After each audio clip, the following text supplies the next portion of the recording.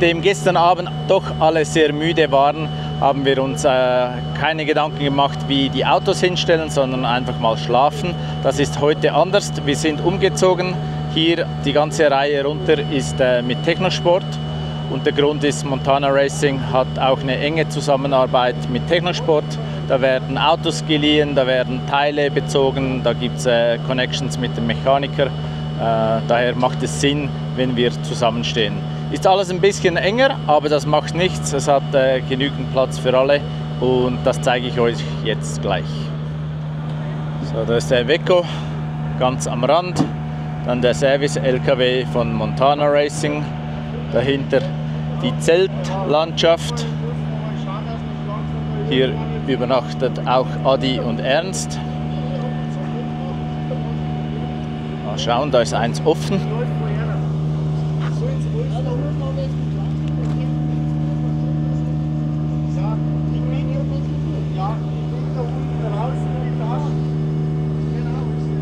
So, da ist dann der Teil von Technosport bereits.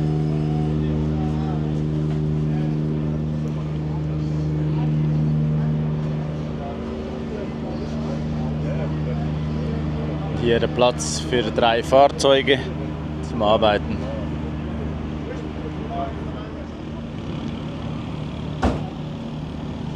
Der Adi und Ernst sind gerade am was essen. Eine gute Idee. Ich habe selber noch nichts gegessen heute, außer was ganz Kleines zum Frühstück. Mal nachher fragen, was am Peugeot noch gemacht werden muss. Generell wird heute überall noch gearbeitet, geschraubt, also nicht nur bei uns. Aber für das sind die Tage auch noch da. So, endlich habe ich sie geschnappt, der Rudi und der Hans. Erzähl mal, wer seid ihr und was macht ihr im Team? Der Hans hat gesagt, er fängt an. Muss lauter sprechen. Der Hans hat gesagt, er fängt an. Österreicher am Vortritt. Hallo, ich bin der Hans. Ich fahre mit dem Rudi gemeinsam unseren Service-LKW. Und wir liefern das Material vom Camp zu Camp und schauen, dass im Lager alles ein bisschen rund geht. Ich hoffe, es gelingt uns. Ich freue mich schon drauf. Wie war der Tag heute? Heute war ruhig, wir haben Lager aufgebaut. Nicht so stressig, es wird schon noch andere Zeiten kommen. So, jetzt muss auch ran. Ja, ich bin ja der Rudi, weißt du ja. Ich fahre den LKW und ich bin eigentlich mal wieder hier zum Schnappern, Luftschnappern. Und mal schauen, wie das so abläuft, weil ich Interesse habe an der Dakar, aber so unterstütze ich jetzt einfach nur das Team und hoffe, dass es mir gefällt und dann schaue ich mir, welche Inspirationen dass wir da bleiben. Das Camp hier in Bischa ist sehr weich, oder zumindest der Sand ist sehr weich, und dann planieren die Straßen mit Wasser, oder dass es auch weniger Staub gibt, und das macht es dann aber nicht besser. Ich zeige euch das gleich. Das gibt dann so Spuren und jetzt sind die noch nicht extrem tief, aber ich kann es euch versichern, über die Tage wird das richtig heftig. Wir sind in Reihe 10 und ich würde sagen, wir gehen jetzt mal für heute Reihe 11 und Reihe 10 durch. Da können wir mal schauen, was da steht, und dann morgen immer eine Reihe mehr, weil wir sind jetzt doch ein paar Tage in Bischa.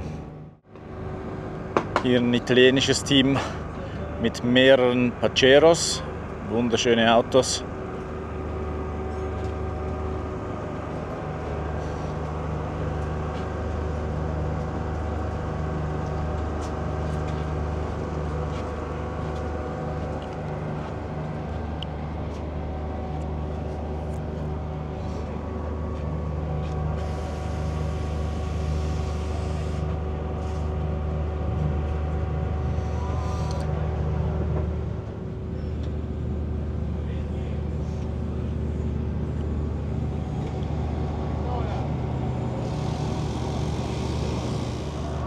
Ich habe die gestern gesehen beim Fahren.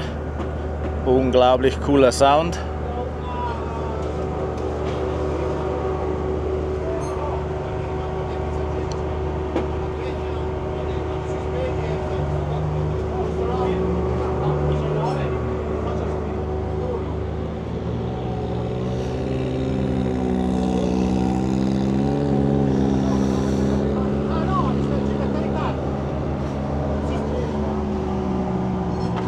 mit Fernbedienung.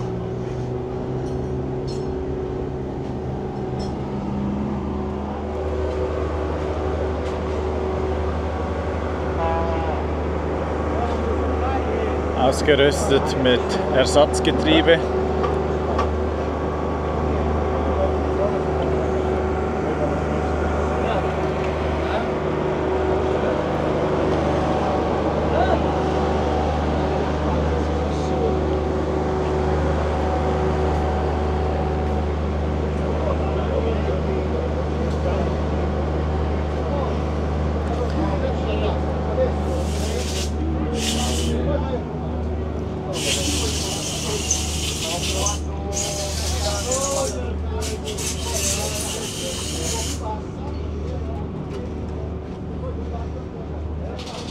Das ist das Camp von TH Trucks.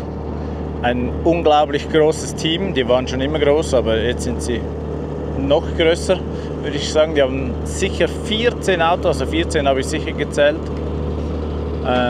Diverse LKWs, Schlaf-LKWs. Ich denke mal, da gibt es eigenes Catering. Aber hier mehrere Schlaf-LKWs mit Schlafanhänger.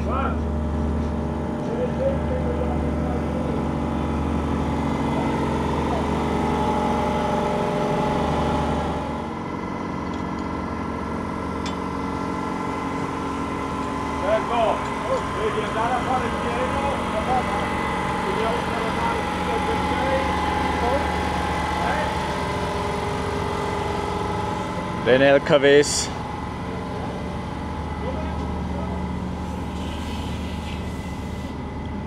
Die zwei waren 2024 auch dabei.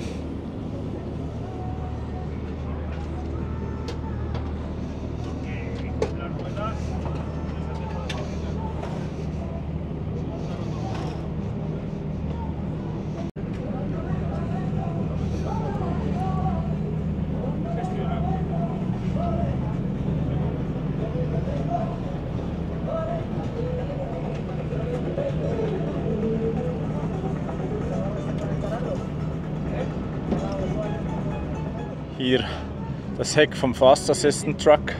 Also die sind unterwegs, um ihren Kunden, die mit den Autos fahren, zu helfen. Oder natürlich auch mit dem Lastwagen. Haben Ersatzteile dabei, haben Mechaniker dabei. Und da sieht man jetzt auch, die haben Betten drin, dass wenn die nicht mehr reinkommen abends, dass die draußen übernachten können in der Wüste oder auf der Strecke. Das gibt es doch öfters.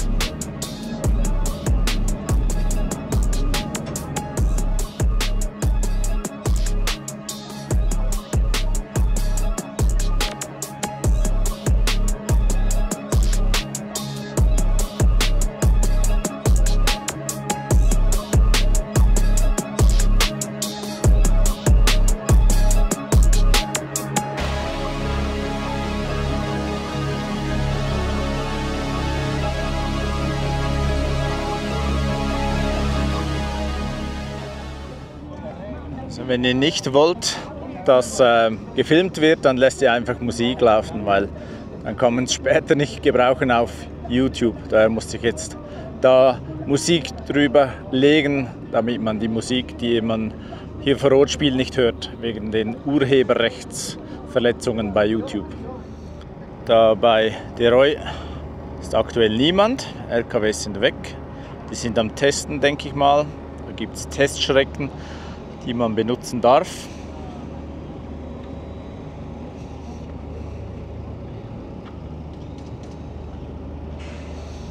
Jede Menge LKW-Reifen.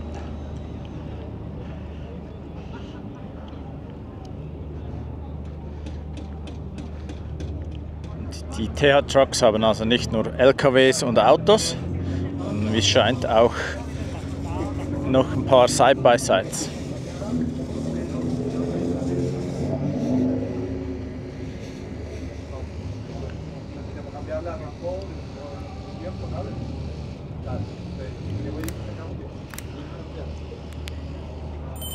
Es kann sein, dass die jemandem gehören und der kauft einfach Service ein oder dass die gemietet werden.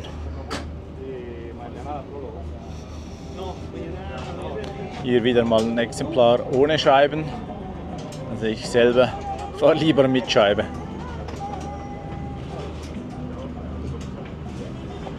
Da sind jetzt die Sitze ausgebaut.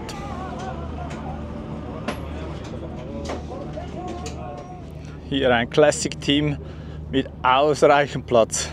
Das ist ganz am Ende vom Camp. Vermutlich möchte da auch niemand hin, weil es dann überall weit ist. Weit zum Essen, weit für die Briefings. Aber der Vorteil, wenig Staub und viel Platz.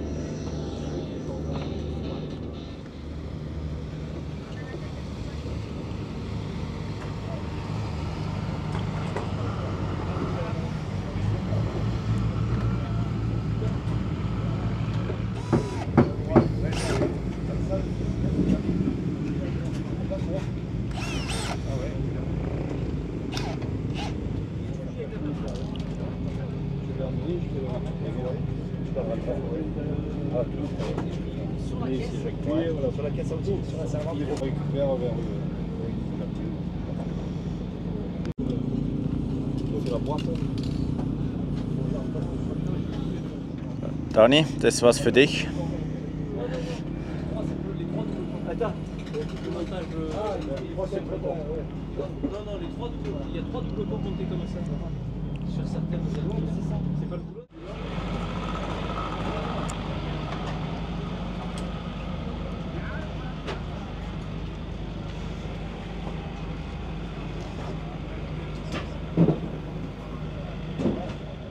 Wenn man die vielen LKWs sieht, denkt man eigentlich, ja, da hat es Unmengen von Platz, aber es hat auch Unmengen von Material und vor allem viel persönliches Zeugs.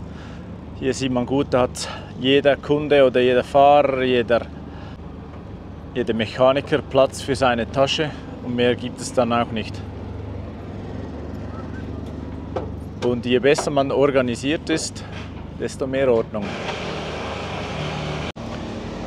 Hier auch ein Team mit eigenem Catering-Service. Also es ist nicht, weil das Essen schlecht ist, sondern weil man eigentlich die Kunden oder die Fahrer zusammenhalten will und dass sich das nicht alles in die Länge zieht. Top ausgestattete Küche. Bonsoir.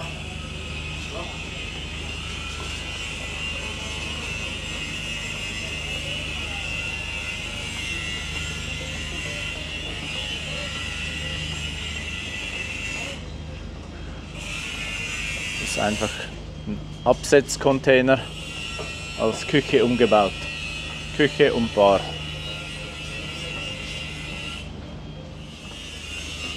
Hier Schlafmöglichkeiten. Vermutlich für den Koch, dann ist er näher an der Küche. Da sieht auch aus wie Küche, ja. Kühlschrank. Ich hoffe, das Mikrofon kann den Wind einigermaßen rausfiltern. Es hat ziemlich stark angefangen zu winden. Hier auch bei Technosport so Schlafkabinen, Doppelbetten drin, Stockbetten.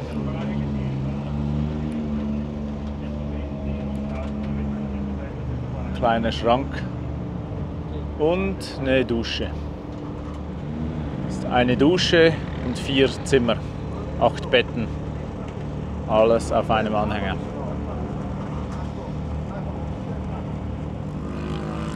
Technosport auf Nissan spezialisiert und fokussiert.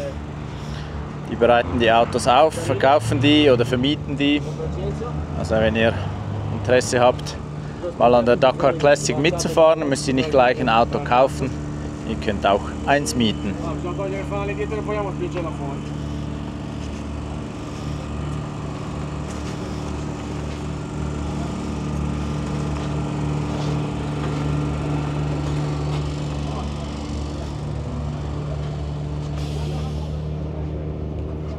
Großer Tank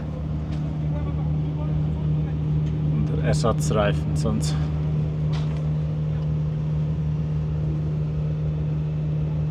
Sonst hat sie hier drin nichts Großes. Und auch der schöne Iveco Classic LKW steht bei Technosport. Aggregat gerade offen. Oder die Haube zum Aggregat, zum Motor.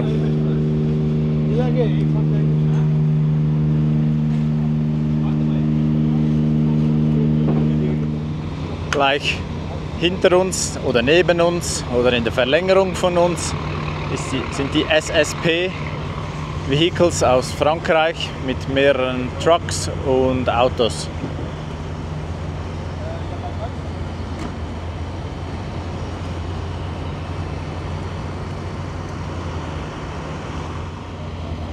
Machen Service für Classic Auto, hier Toyotas, Land Cruiser,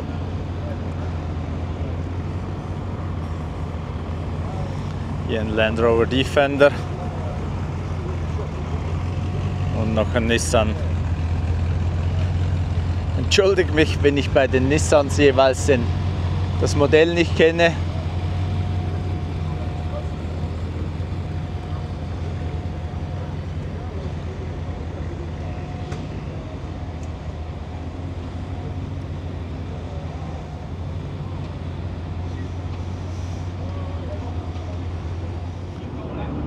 Ford hat die Autos schön hingestellt. Keine Ahnung für was. Aber wir bleiben mal dran für euch.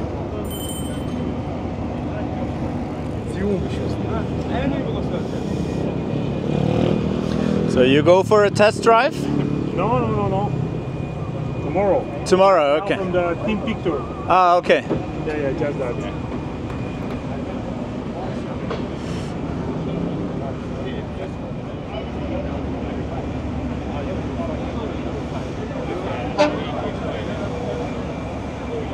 Carlos Sainz, alle wollen ein Foto.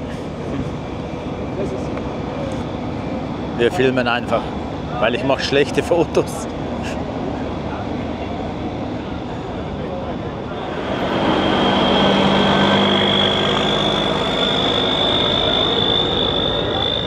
Und so wird das Teamfoto dann gemacht mit dem Hubstapler, den man natürlich auch dabei hat. Also wir haben ja gestern keine Zeit mehr gehabt zum Erklären, was ihr dieses Jahr gewinnen könnt. Wir hatten letztes Jahr die unterschriebenen Caps. Das war von der Logistik her ein bisschen schwierig. Dieses Jahr haben wir diese Plaketten gemacht und die werden unterschrieben. Und diese ist schon unterschrieben von Topfahrern, welche wissen wir noch nicht, welche wir erreichen können. Vorher hat es gerade geklappt mit Carlos Sainz. Von daher, ihr könnt gespannt sein. Wie funktioniert es? In jedem Video, und das erste war gestern, in jedem Video erzähle ich euch oder gebe ich euch eine Nummer, schreibt die Nummern auf und dann rechnet die am Schluss zusammen. Am Schluss könnt ihr die Summe dann uns einreichen und dann kommt in die Verlosung der 6 bis 8 oder vielleicht sogar 10 Plaketten. Also mitmachen lohnt sich. Es gibt dieses Jahr mehr Preise als letztes Jahr. Nein, für die Durchtauschstopp bis 4 kommen. Aber das mit dem Ventil durchfahren, dass du genau weißt. Genau, dass der eine Zylinder halt ist. Aber das Ventil erst ist zugegangen einmal eine Zeit lang und dann ist es wieder hängen. Haben Sie bei Tennisport da alles da? Wir haben jetzt zwei, also eins habe ich jetzt noch einen Versatz da, Okay. weil das andere lasse ich jetzt dabei erst mal verrückt. Ja. Deswegen mache ich das jetzt auch noch mit. Aber jetzt stellen wir mal die Zündung ein und dann schauen wir mal, ob wir jetzt wirklich übers Dritzer fahren und mal. Was ist das Problem bei Franks Auto? Ja, erst war ein Einspritzventil defekt und jetzt stellen wir mal die Zündung wieder richtig und dann schauen wir mal, ob der Motor wieder sein Drehmoment entwickelt über das Drehzahlband, was er haben sollte. Ist es für dich jetzt ein größeres Problem oder was Kleines zum Reparieren? Das kann ein größeres Problem werden, aber bis jetzt schaut es nicht so schlimm aus.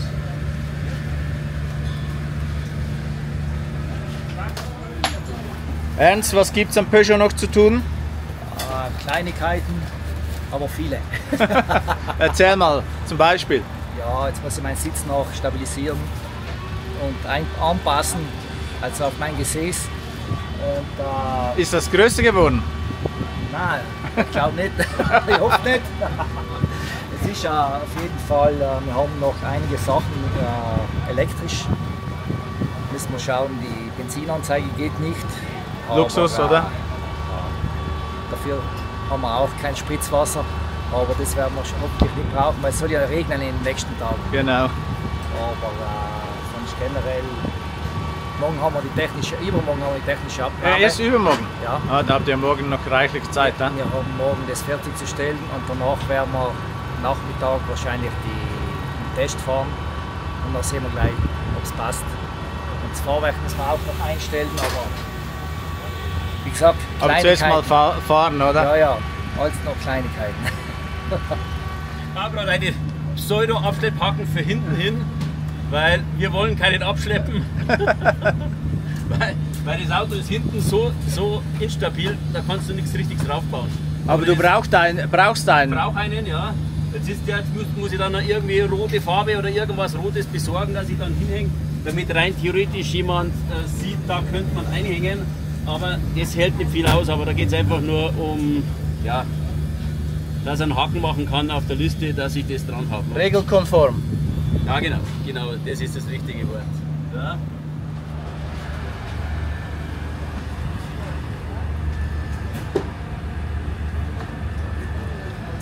Frank, wir gehen heute im Video zu allen mal hin und fragen, wer bist du, was machst du im Team? Hallo lieber Sven, grüße dich, ich bin Frank. Und ja, was ist meine Aufgabe? Ich bin für alles verantwortlich, habe das Ganze organisiert und freue mich mit so vielen tollen Leuten hier die Dakar erleben zu dürfen. Und was machst du täglich im Auto? Ja, und da kommt noch ein zweiter Job hinzu, dass ich mir das wirklich angetan habe, dass ich dieses Jahr nochmal fahren darf. Okay. Mit unserem neuen Nissan, ja, den wir uns letztes Jahr oder beziehungsweise dieses Jahr angeschafft haben. Also du bist in Doppelfunktion? Ich bin in Doppelfunktion. Ich darf mit einem ganz tollen Team das Ganze hier organisieren und habe noch das Privileg, selber fahren zu dürfen. Jetzt drücke ich nur die Daumen ganz fest, dass ich wirklich beide Jobs ganz gut mache und vor allem auch ins Ziel kommen darf. Das machst du. Viel Erfolg. Danke dir, Sven. Jetzt zeige ich euch mal den Service-LKW von uns. Man sieht nicht viel außer viel Kisten mit viel Material und alles angeschrieben, damit man es auch wieder findet, weil sonst ist es hilflos. Ah, Frieda, ja. Wir stellen alle Teammitglieder mal vor. Sag mal, wer du bist und was du im Team machst. So, hi, ich bin Frieda, ich bin der Beifahrer von Frank.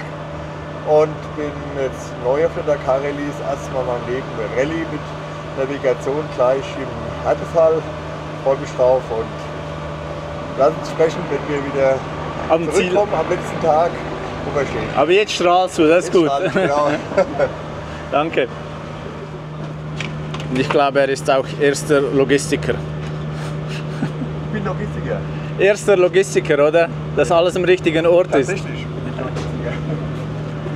So, dann geht es hier weiter. Wieder zurück. Da hat es eine Werkbank. Das Aggregat läuft. Strom. Und da dann wieder die Rückseite.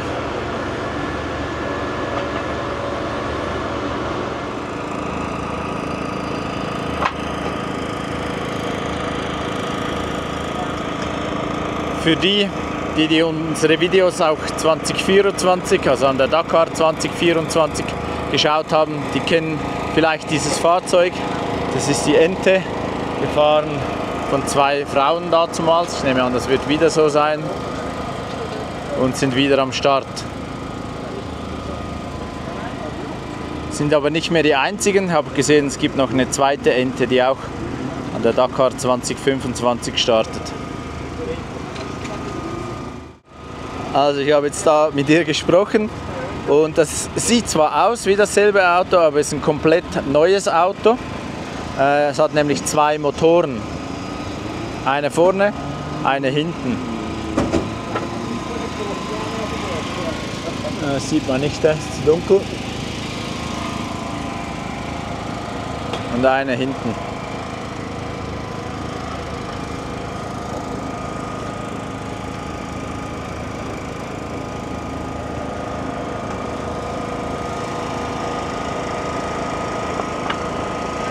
Die Türe wird von oben eingefahren. Zack.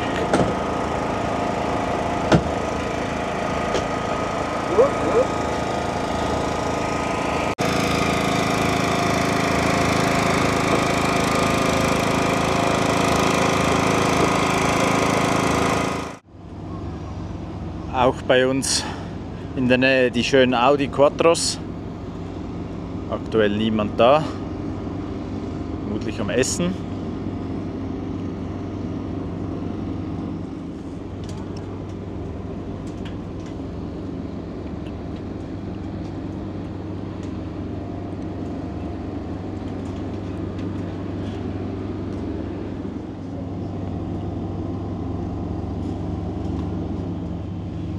Wir waren heute, glaube ich, ein bisschen fahren. Die sind staubiger als andere.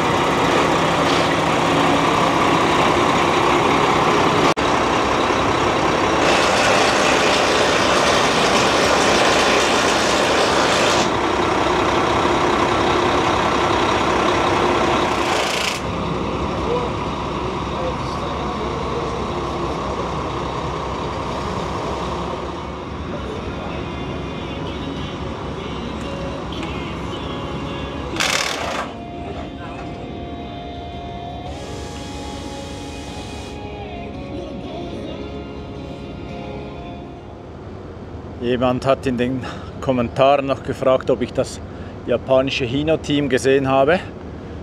Und ich habe sie in Barcelona nicht gesehen, aber jetzt hier, auch bei uns ganz in der Nähe. LKW-Team.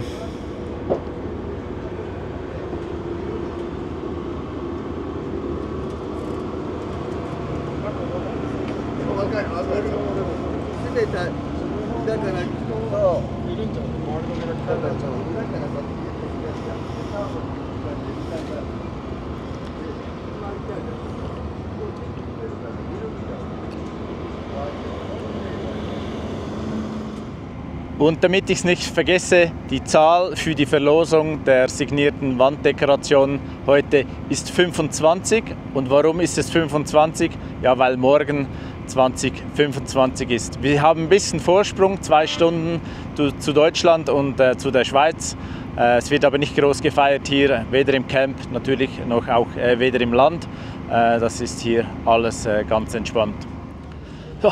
Es ist schon wieder kühler geworden. Wir hatten heute angenehme 30 Grad. Aktuell ist es vermutlich noch so 18 Grad. Ich gehe jetzt mal duschen, frische Kleider anziehen und dann mal schauen, was der Abend noch bringt. Wie so oft, ich habe einen Plan. War gedacht, dass ich noch mal ein bisschen filme. Es kam dann doch anders. Der Tobi Ebster ist vorbeigekommen. Wir haben gequatscht, andere Leute sind noch dazugekommen und so haben wir eigentlich den Abend eher ein bisschen genossen als gefilmt, oder ich zumindest. Daher hört das heutige Video auf, aber wir haben morgen und übermorgen noch ausreichend Zeit, hier euch Aufnahmen von Bisha zeigen zu können. Ich hoffe, das Video hat euch gefallen. Wenn ja, ihr wisst, liked das Video, abonniert bitte unseren Kanal und wenn ihr Fragen habt oder auch Kommentare sonst, gerne in die Kommentare schreiben. Wir beantworten diese sehr gerne. Das war's für heute. Wir sehen uns morgen wieder bei Time Out Racing. Bis dann, gute Nacht.